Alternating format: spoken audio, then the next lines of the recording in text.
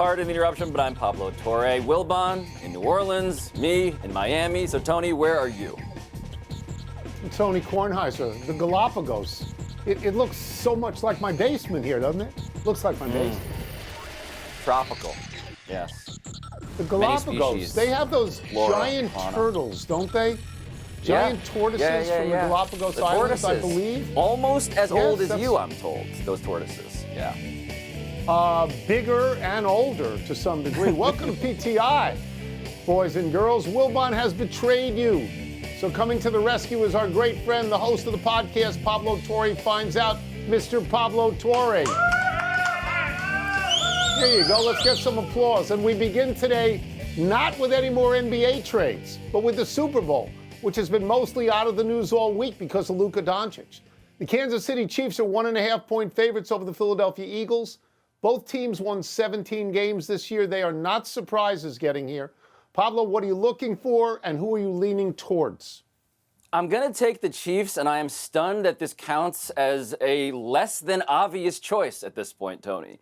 I know this is going to be a close game, but to me, in my mind, I'm old enough to remember how close does not mean questionable. Like, I think this is clearly the Chiefs. This is clearly going to be a close game. This is the best this is the best team, period, that Mahomes has faced in his run of AFC title games and Super Bowls. And I believe that the team that has won 15 straight one-score games, led by the team with the coach that's better and the quarterback that's better, is a winning formula. Yeah. So give me Kansas City. Yeah, I mean, all things are never equal, but all things being equal, I think that Philadelphia is the better team. I think they have the better defense. I think they have the more explosive offense. We have seen Saquon Barkley hit home runs in the playoffs, against really good teams. I think that their wide receivers are better. I look at them. Saquon Barkley makes an enormous difference on that team from last year. I think that they're the better team, but they don't have Patrick Mahomes. We have seen Patrick Mahomes win this game 3 times. Nobody asks the question, is Jalen Hurts the GOAT? They don't ask that. They ask that about Patrick Mahomes. So sort of like you, even though I think Philadelphia is the better team, sort of like you, I feel Patrick Mahomes will win this game one way or another. I do.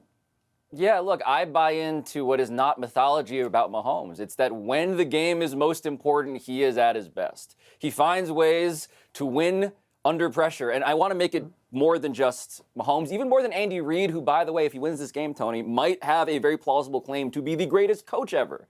Even ahead of Belichick, given that he's done it. No, I think there's a real Belichick. No. I think there's a real argument.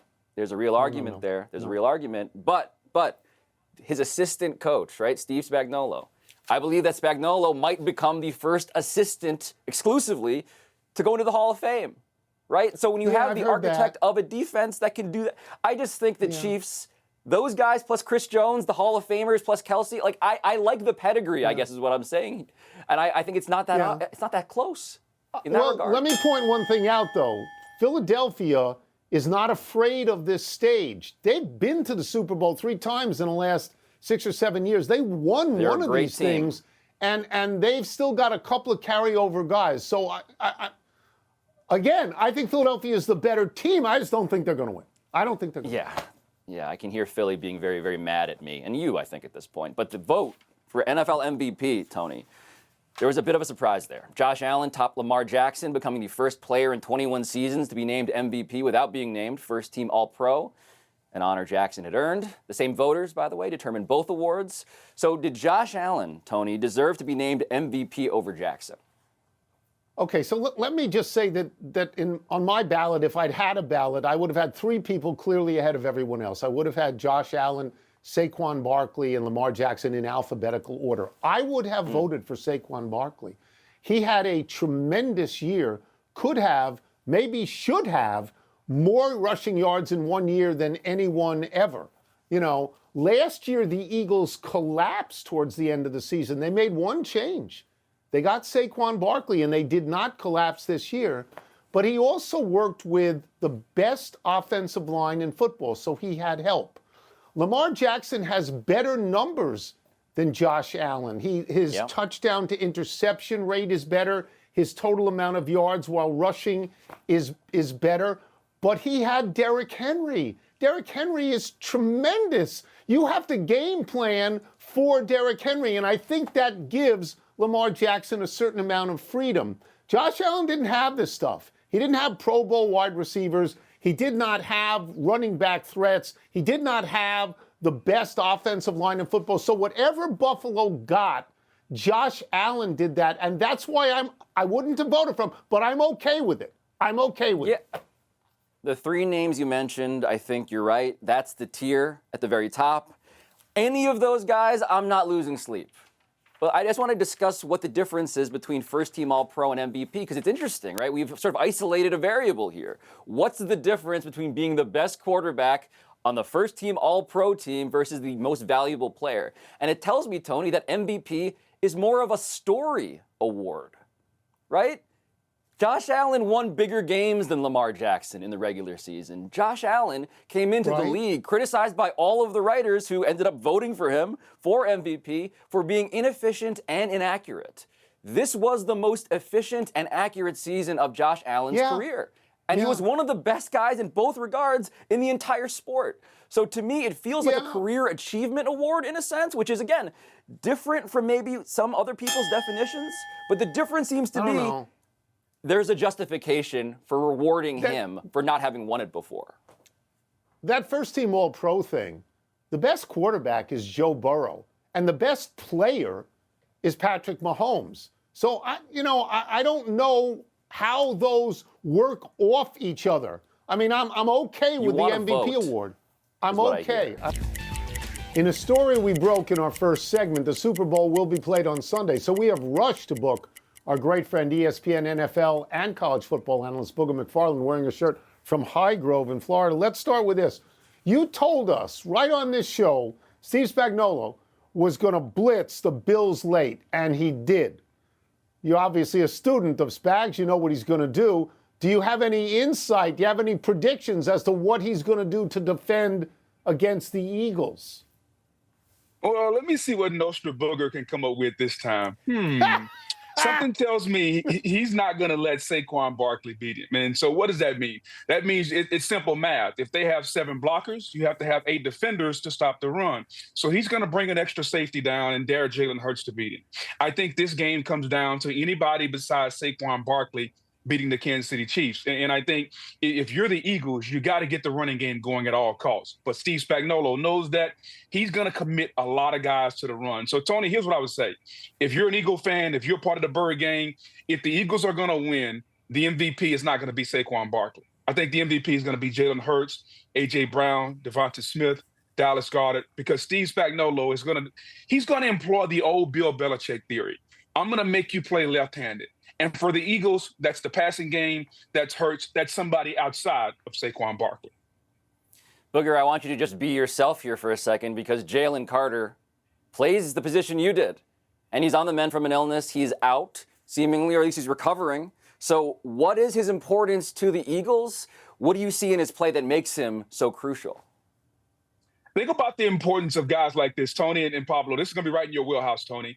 Merlin Olsen, Dan Hampton, guys that played in the middle, John Randall, Warren Sapp, Dexter Manley, guys that played that 3-technique position on the defensive side of the football, and they put a knife in the heart of the offense because it's coming right up the middle.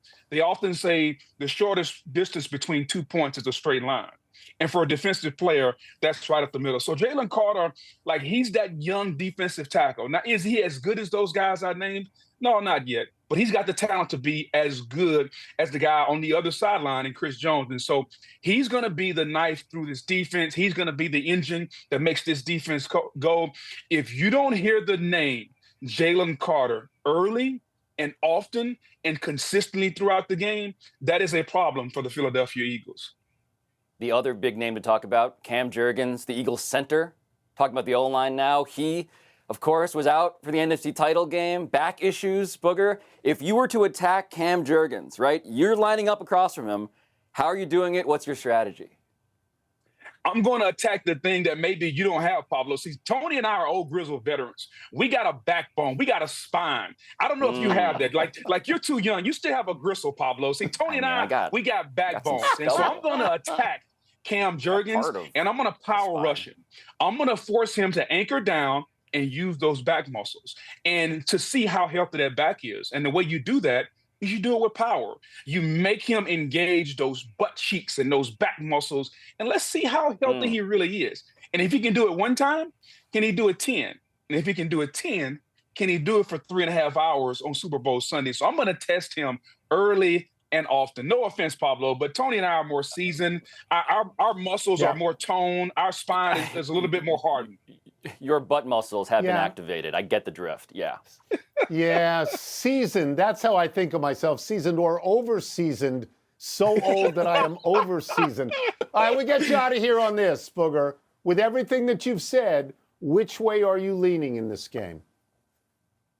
You know, Tony, I'm old enough to remember the last time that the Chiefs went into a Super Bowl where their offensive line was questionable. I'm old enough to remember that time because it was against the Tampa Bay Buccaneers in Tampa, where the Bucs hosted the Kansas City Chiefs in the Super Bowl. And what happened? The Bucs dominated the game because they dominated up front. I don't think it's going to be that big a domination, but I do think the Eagles' defensive line has a decided advantage against the Kansas City Chiefs' offensive line. I think the better team is going to win. Now, we all know Kansas City has won Super Bowls when they've gone against a team that, quote unquote, had a better roster. I think the Eagles' roster is better. I think the Eagles play better. And I think for the first time in a few years, I think everybody's going to look up and say, go Birds, go. I think the Eagles win the Super Bowl. I think the MVP is going to be Jalen Hurts. Thank you so much, Booger. Always a pleasure. Thank you. It has been a pleasure, Thanks, guys. I really, really appreciate it. Pablo, keep working on the back muscle, and we can get it hardened over the years, buddy. I'm sitting Pablo straighter than I've ever sat in this chair right now. He's all gristle. He's simply gristle, That's no it. bones. He's gristle.